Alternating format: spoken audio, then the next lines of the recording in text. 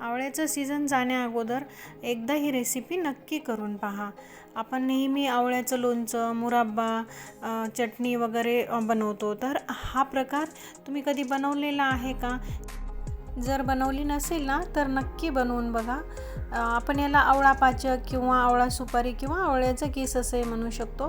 हे बघा, आवळे मी एकदम मस्त असे मोठ्या साईजचे घेतलेले आहेत। छान पाव किलो आवळे आहेत। हे स्वच्छ धुवून पुसून घेतलेले आहेत मी। आता आपण व्यवस्थित किसून घेऊया।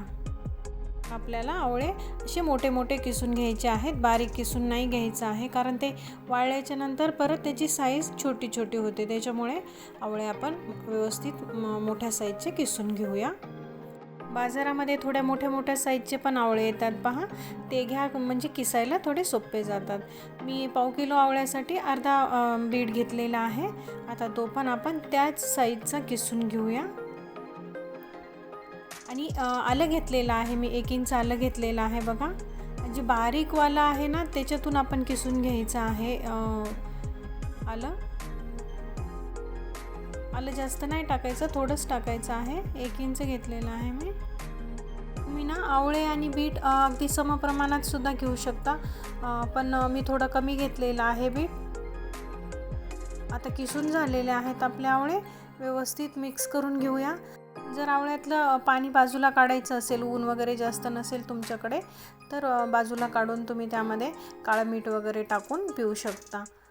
आता मी जिरे घेतलेले आहेत, व्यवस्थित असं म्हणजे जाडसर वाटून घेतलेले आहे मी जिरे, जास्त बारीक नाही वाटायचे। 1 चमचा जिरे घेतलेले आहेत। आता ते आपण मिक्स करूया आवळ्यामध्ये।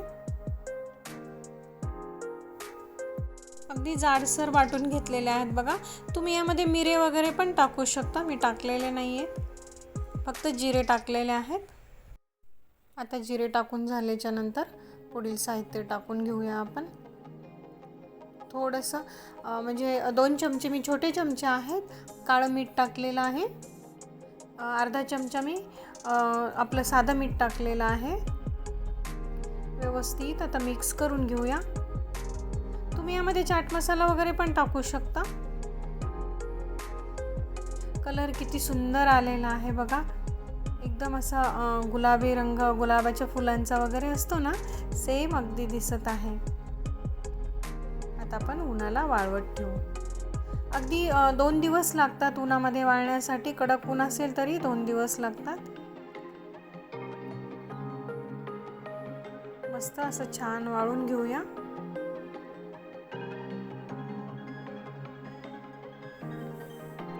हे बघा, मी 2 दिवस उन्हामध्ये वाळवत ठेवलेले होते।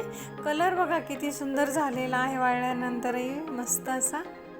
हा जो आवळ्याचा किस आहे ना, अगदी वर्ष 1.5 वर्ष भरपूर असा टिकतो, फक्त व्यवस्थित वाळवलं पाहिजे त्याला। तेवढे दिवस काय राहत नाही म्हणा, संपतो लवकरच।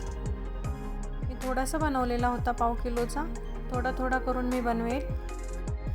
आपल्याला सर्वांनाच बीटचे आणि आवळ्याचे गुणधर्म माहिती आहेत, तर सीझन संपण्याच्या अगोदर नक्की ट्राय करून बघा ही रेसिपी, सर्वांना नक्की आवडेल। आणि आजचा हा व्हिडिओ तुम्हाला सर्वांना आवडला असेल तर व्हिडिओला लाईक, शेअर आणि आपल्या चॅनलला सबस्क्राईब करायला विसरू नका। फेसबुकवर जर पाहत असाल तर पेजला नक्की फॉलो करा।